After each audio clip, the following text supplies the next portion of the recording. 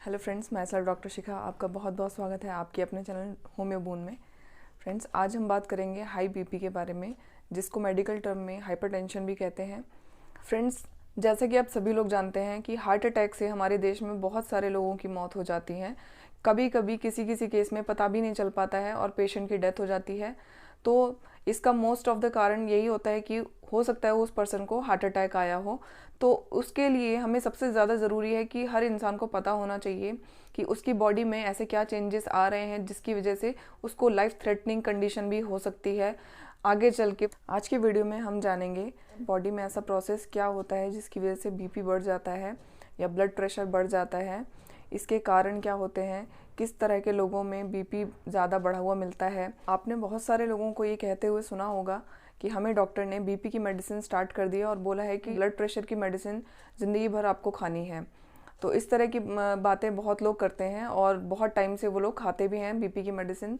लेकिन आज के इस वीडियो में मैं आपको कुछ ऐसी होम्योपैथिक मेडिसिन के बारे में बताऊंगी जिससे बीपी बिल्कुल ठीक किया जा सकता है, पूरी तरह से ठीक किया जा सकता है बिना किसी साइड इफ़ेक्ट के।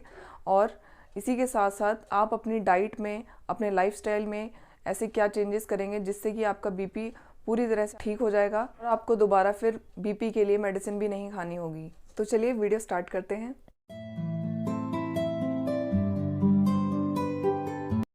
वीडियो स्टार्ट करने से पहले अगर आप मेरे चैनल पर नए हैं या पहली बार आए हैं तो मेरे चैनल को सब्सक्राइब कर लीजिए और शेयर करना ना भूलें।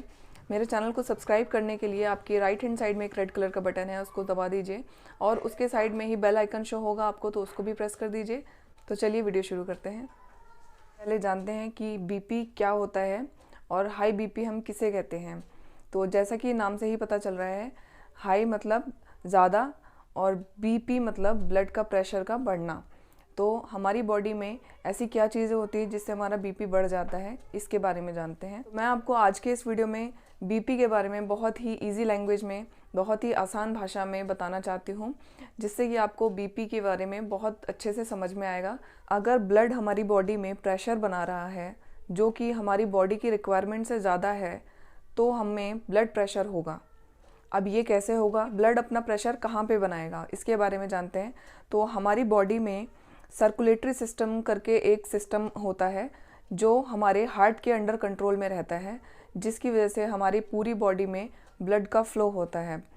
तो कि हमारी बॉडी में ब्लड फ्लो हो रहा है, तो अगर आप अपनी बॉडी में कहीं पे भी कट लगाते हैं या फिर आपको कभी चोट लग जाती है, आप इंजर्ड हो जाते हैं, तो आप देखते हैं ब्लड बहुत तेज़ी से उसी वक्त बहने लगता है। और अगर उसको कहीं से आने का रास्ता मिलता है, किसी कट के रास्ते से या फिर अगर आप इंजर्ड हो जाते हैं उस रास्ते से, तो वो तुरंत बहने लगता है बॉडी से बाहर। यही सर्कुलेटरी सिस्टम हमारी पूरी बॉडी में खून का संचार करता है, यानी कि खून का दौरा करता है। आपने अपनी बॉडी में बहुत सारी जगह पर खून की नलियाँ देखी होंगी जो कि देखने में हरे या फिर नीले रंग की होती हैं। इन नलियों में खून भरा होता है जो कि इंटरनली हमारी बॉडी में सर्कुलेट होता है। हमारी बॉडी में हार्ट एक ऐसा ऑर्गन है जो हमारी बॉडी में पूरे ब्लड को सप्लाई करता है, जो कि हमारी बॉडी के लिए बहुत ज़रूरी होता है। अगर बॉडी में किसी भी ऑर्गन में अगर ब्लड सप्लाई नहीं होती है तो वो ऑर्गन डेड होने लगता है या फिर उसकी डेथ हो जाती है या फिर उसमें सड़न आने लगती है, जो कि ज़्यादातर डायबिटीज़ के केस में देखा जाता है। बहुत ज़्यादा पसीना आता है, बहुत ज़्यादा थक जाते हैं जल्दी वो लोग, बहुत मोटापे से शिकार हैं।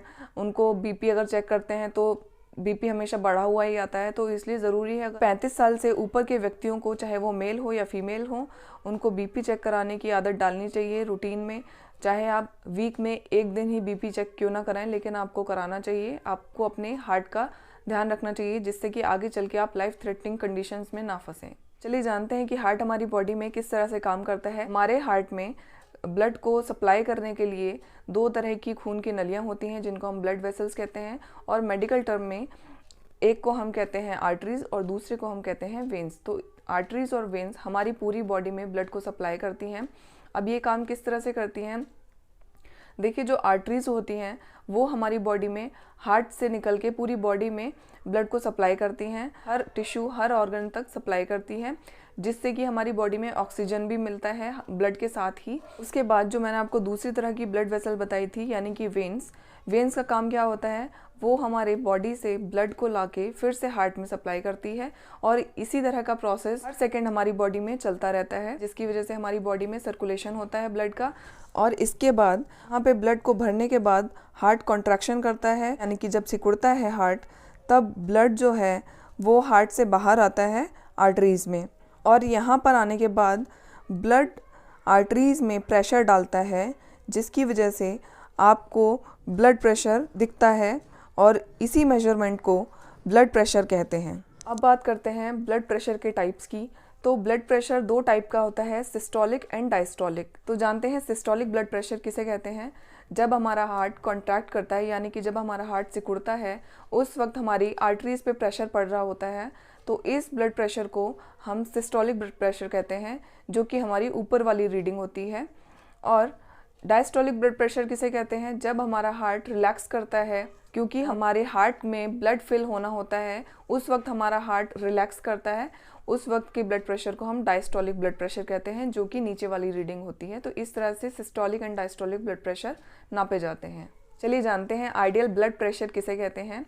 एक आइडियल ब्लड प्रेशर, जैसा कि सभी लोग जानते हैं, 120/80 mmHg होता है, जिसे कि हम नॉर्मल ब्लड प्रेशर कहते हैं। क्योंकि एग्जैक्ट ब्लड प्रेशर 120/80 हर किसी का नहीं आता है, बहुत कम ही लोग होते हैं जो एग्जैक्ट 120/80 ब्लड प्रेशर के अंडर में आते हैं। तो अगर इससे ज़्यादा भी हो जाता है, अगर आपका ब्लड प्रेशर 120 की जगह 130 हो जाता है और नीचे वाला ब्लड प्रेशर आपका 90 हो जाता है, जो कि 80 होना चाहिए, तो इसमें डरने वाली या चिंता करने वाली कोई बात नहीं है, पूरी तरह से नॉर्मल है। क्योंकि हमारा जो ब्लड है वो किसी में वेरिएशन करता है पंपिंग करने के लिए, तो ब्लड प्रेशर का इतना वेरी करना नॉर्मल बात है। बट अगर आपका ब्लड प्रेशर 130 की जगह 135 हो रहा है या 140 तक जा रहा है, तो आपको अलर्ट हो जाना चाहिए और अपनी डाइट में कंट्रोल करना चाहिए। अगर आप बहुत ज़्यादा नमक ले रहे हैं, सॉल्ट इंटेक बहुत ज़्यादा कर रहे हैं, कॉफ़ी बहुत पी रहे हैं, चाय बहुत पी रहे हैं, तो उसको बिल्कुल उसी टाइम बंद कर देना चाहिए। दूसरी तरफ अगर आपको 140 या 140 से अबव आपका बीपी जा रहा है ऊपर वाला, तो आपको मेडिसिन की बहुत ज़रूरत है उसी टाइम पर। फ्रेंड्स, जानते हैं अब बीपी के क्या कारण होते हैं, बीपी बढ़ जाने के क्या क्या कारण हो सकते हैं। सबसे पहला कारण इसमें क्या आता है, आपकी एज। अगर आपकी एज 35 से अबव है तो आपको रेगुलर बीपी चेक कराते रहना चाहिए। बीपी एक ऐसी प्रॉब्लम है जो आज से 20 साल पहले या फिर 15 साल पहले केवल ओल्ड लोगों में ही देखी जाती थी, केवल बूढ़े लोगों में ही देखी जाती थी। लेकिन आज के लाइफस्टाइल की वजह से बहुत सारे लोगों में, यंग लोगों में मोस्टली देखी जाती है बीपी की प्रॉब्लम, बहुत ज़्यादा कॉमन हो गई है। इसके क्या क्या कारण हो सकते हैं, आज की लाइफस्टाइल में बहुत ज़्यादा स्ट्रेस है, एंग्जाइटी है, नींद ना आना जैसी बीमारियां हैं, और लोगों को बहुत ज़्यादा छोटी छोटी चीज़ों में एंग्जाइटी होने लगी है। नींद ना आना इसकी बहुत बड़ी एक रीज़न है बीपी के बढ़ने का। आपकी फूड हैबिट्स किस तरह की हैं, आप बाहर का खाना बहुत खाते हैं, ऑयली हैवी फूड खाते हैं, बहुत ग्रीजी फूड खाते हैं, बहुत जिसमें मक्खन, तेल, मसाला बहुत ज़्यादा डला होता है, इस तरह का अगर आप खाना खा रहे हैं तो आपको बीपी की समस्या हो सकती है। और इस तरह के खाने से कोलेस्ट्रॉल की समस्या बहुत ज़्यादा होती है, जो कि हाई ब्लड प्रेशर करने में बहुत ज़्यादा बड़ा रोल प्ले करता है। कोलेस्ट्रॉल का प्रॉब्लम अगर किसी को है तो उसको बीपी की प्रॉब्लम बहुत कॉमन होती है, बीपी की प्रॉब्लम उसको ज़रूर होगी, तो अपने खाने पीने पर भी बहुत ध्यान देने की ज़रूरत होती है। इसके अलावा अगर आप एलोपैथिक मेडिसिन का बहुत दिनों से सेवन कर रहे हैं, अगर आप अंग्रेज़ी दवाइयों का बहुत दिनों से सेवन कर रहे हैं, चाहे कोई सी भी बीमारी है, आपको बहुत टाइम से, सालों साल, आप 10 साल से, 5 साल से, 20 साल से एलोपैथिक मेडिसिन खा रहे हैं, तो ये कि आपको बीपी हो सकता है। चलिए जानते हैं बीपी के बढ़ने में होम्योपैथिक मेडिसिन किस तरह से हमारी सहायता कर सकती हैं। मैं आपको बहुत अच्छी होम्योपैथिक मेडिसिन के बारे में बताने जा रही हूँ, जिसको लेके आप अपनी बीपी की समस्या को धीरे धीरे कंट्रोल में लाके और पूरी तरह से ख़त्म भी कर सकते हैं। तो सबसे पहली मेडिसिन है राउल्फिया सर्पेंटाइना। मेडिसिन को बताने से पहले मैं आपको एक बात बताना चाहती हूँ, होम्योपैथी में हर पेशेंट का ट्रीटमेंट उसके सिम्टम्स के ऊपर किया जाता है। हर पेशेंट का सिम्टम्स, उसकी इंडिविजुअलिटी बहुत मैटर करती है और उसके बेसिस पर मेडिसिन डिसाइड होती है। बट ये जो मेडिसिन मैं आपको बता रही हूँ, ये मेडिसिन इस तरह की है कि हर कोई इंसान इसको ले सकता है जिसको भी हाई बीपी का प्रॉब्लम है। तो सबसे पहली मेडिसिन है राउल्फिया सर्पेंटाइना मदर टिंचर। इस मेडिसिन को बहुत अच्छा माना जाता है बीपी के केस में। हाई बीपी जिनको भी है उनको ये मेडिसिन ज़रूर लेनी चाहिए, बहुत अच्छी मेडिसिन है। और इसको आपको मदर टिंचर की फॉर्म में लेकर आना है होम्योपैथिक शॉप से, और इसको आपको 20-20 बूंदें दिन में 3 बार लेनी है, आधे कप पानी में। ये मेडिसिन बहुत जल्दी बीपी कंट्रोल करती है और बीपी को पूरी तरह से क्योर भी करती है। हर किसी को अपने घर में ये मेडिसिन रखनी चाहिए, और अगर उनके घर में कोई बीपी का पेशेंट है तो उनको ज़रूर ये मेडिसिन इमरजेंसी के लिए ज़रूर रखनी चाहिए।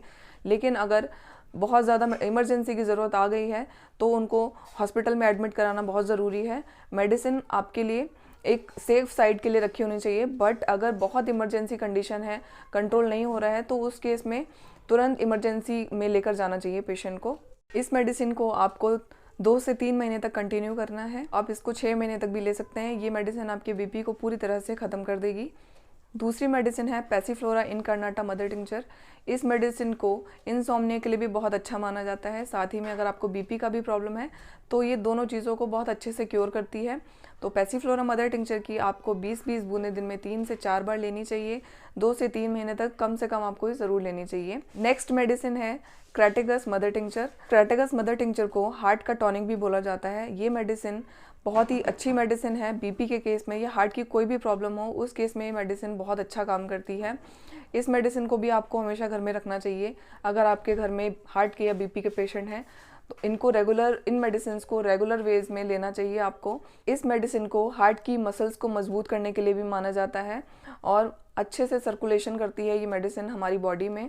और जितना भी कोलेस्ट्रॉल वगैरह का जिसको भी प्रॉब्लम है, या प्लाक जमा हो जाता है आर्टरीज में, खून के थक्के जमा हो जाते हैं, ब्लड गाढ़ा हो जाता है, मतलब सभी तरह की प्रॉब्लम्स को ये हार्ट की मेनली प्रॉब्लम्स को कवर करती है, बहुत अच्छे से अपना रिजल्ट दिखाती है। तो फ्रेंड्स, कैसा लगा आपको आज का वीडियो? आई होप आपको आज का वीडियो अच्छा लगा हो और आपके किसी काम आया हो। मैं आपके लिए ऐसे ही यूज़फुल हेल्थ रिलेटेड और ब्यूटी से रिलेटेड वीडियोज़ लाती रहती हूँ, तो मेरे चैनल को सब्सक्राइब करना ना भूलें। मैं आपको मिलती हूँ एक और बहुत अच्छे यूज़फुल, इम्पॉर्टेंट, ब्यूटी से रिलेटेड या फिर हेल्थ से रिलेटेड वीडियो के साथ। तब तक के लिए stay happy, stay fit. Thank you so much for watching my videos. Take care, bye.